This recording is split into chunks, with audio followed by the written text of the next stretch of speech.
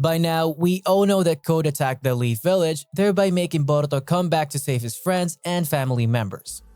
Now, fans have narrowed down their focus to the fight between Code, Boruto, and Kawaki while losing sight of the dynamics that are changing between Boruto and Kawaki and the Leaf Village, which was foreshadowed in the first chapter of Boruto Two Blue Vortex. With what is going on, it's only a matter of time before the friendships, alliances, and betrayals that have been instigated by Omnipotence Jutsu become useless. The seeds for this have already been planted in just this recent chapter alone. Today, I'll be showing us the narrative landscape that has existed way before Chapter 79 was released to us, and how this entire narrative was changed by the Omnipotence Jutsu and where the direction of the story is heading based on this chapter. But before we begin, don't forget to like this video and subscribe to our YouTube channel. But mind you, I'm not trying to say that the Omnipotence Jutsu would be necessarily undone or rewritten, but it would most likely shift in the opposite direction. And by the way, this won't happen overnight or in this current arc, but it would definitely happen at some point in the entire story. The downfall of this role reversal that occurred between Boruto and Kawaki is a direct result of the inherent weakness of Ada's omnipotence. Let's start off with Mitsuki. Before the Omnipotence Jutsu was cast, Mitsuki saw Boruto as his son that he wanted to protect at any cost. He saw Kawaki as someone who threatened the life of his son, thereby causing him to be consumed with rage as he promised to kill Kawaki personally. But then, the Omnipotence Jutsu was cast and the role reversal happened. Mitsuki then saw Kawaki as his son while Boruto should be eliminated. But in Chapter 79, after the 3 years time skip, we see that Mitsuki cannot stop thinking about killing Boruto so much that Kawaki finds his bloodthirst suffocating. This is quite insane because this is exactly how devoted Kawaki is to killing Boruto.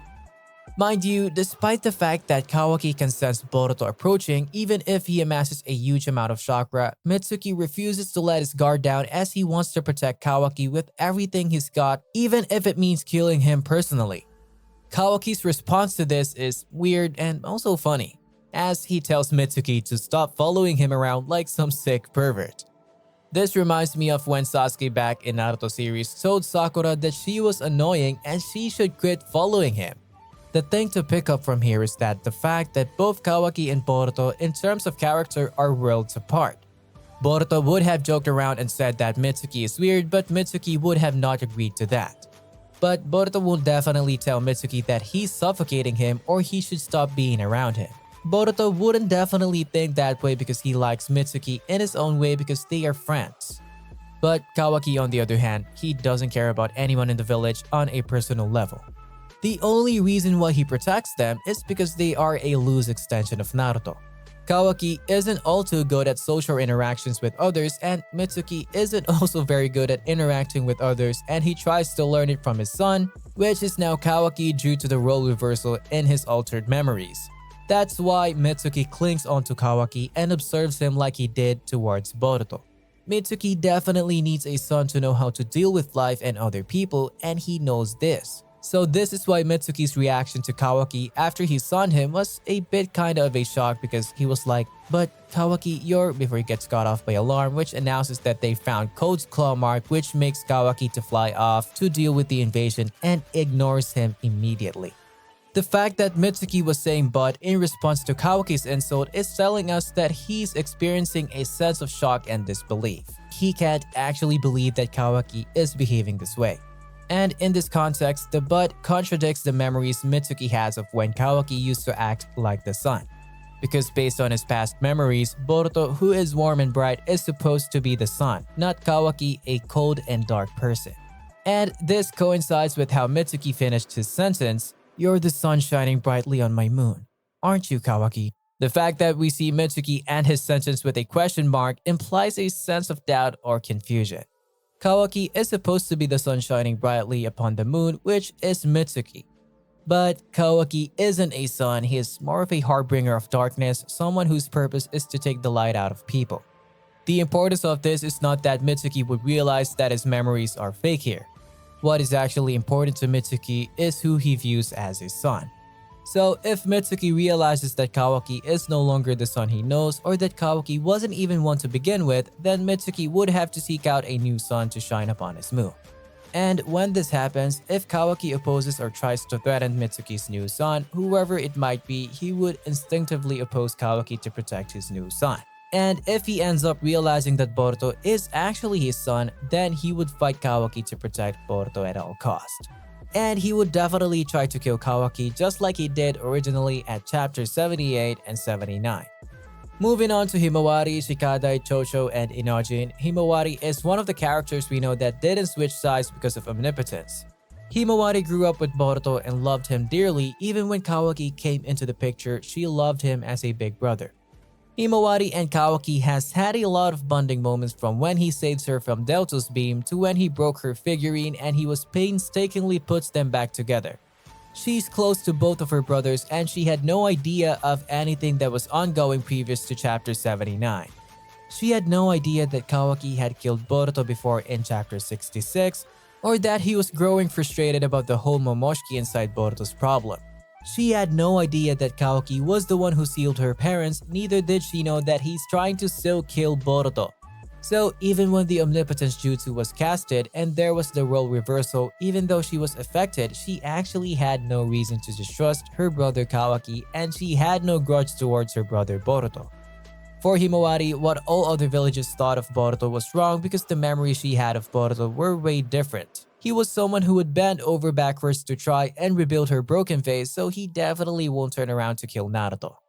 She believes that there's going to be an explanation for everything that has happened. She also believes that her parents are not dead and are alive somewhere, contrary to what Ada and Kawaki said. Himawari isn't trying to defy the Omnipotence Jutsu this way because the Jutsu doesn't actually make you believe everything Kawaki says. It doesn't command her to distrust Boruto. It simply commands her memories up until chapter 79 when there was the role reversal. And even if the Omnipotence Jutsu wasn't used, Himawari would have still said the same thing about Kawaki because that's the way she's wired. Because she serves as the bridge between Boruto and Kawaki. And I actually think Himawari would be the reason why Boruto would gain favor in the eyes of the Leaf Village once again. She can be what Naruto was to Sasuke, the sister who never gave up on her brother. Shikadai, Inojin, and Chocho fit into all these because they were once close friends with Boruto and later Kawaki prior to chapter 77. Then in chapter 80, we see them trying to stop Boruto because of the Omnipotence Jutsu and because they were upset because they considered him as a friend.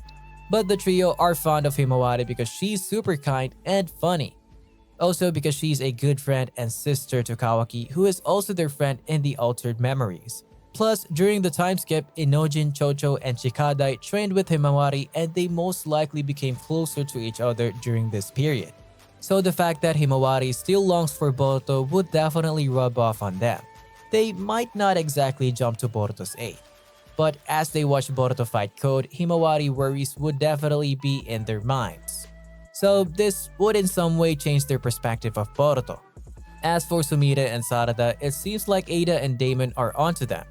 They don't seem to believe that Ada's love charm works on Sarada or Sumire, and they both wonder if they've been immune this whole time, just like the way they were immune to Ada's Omnipotence Jutsu and role reversal stuff. If this is the case, then it means Sarada and Sumire had been lying to Ada for 3 whole years claiming to be friends. And this isn't what friends do.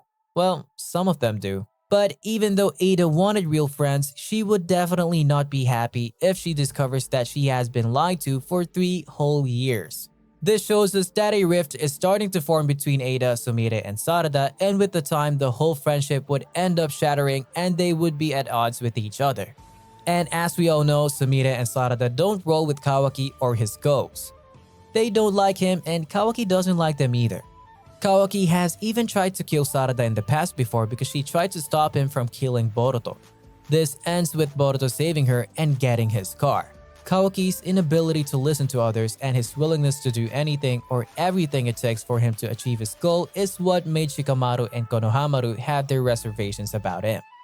If Kawaki ends up displaying these characteristics once more, it would make the whole village uneasy about Kawaki. And this would result in Shikamaru taking measures to deal with the problem. So I believe the fact that when Kawaki becomes a problem, put together with Sarada, Sumire, and maybe Team 10, all advocating to hear Boruto out would definitely make Shikamaru and the rest of the Leaf Village to switch sides back to that of Boruto's. What do you think about this? Do let us know in the comment section below. Don't forget to hit the notification bell to get updates of new videos from us, and thank you for watching.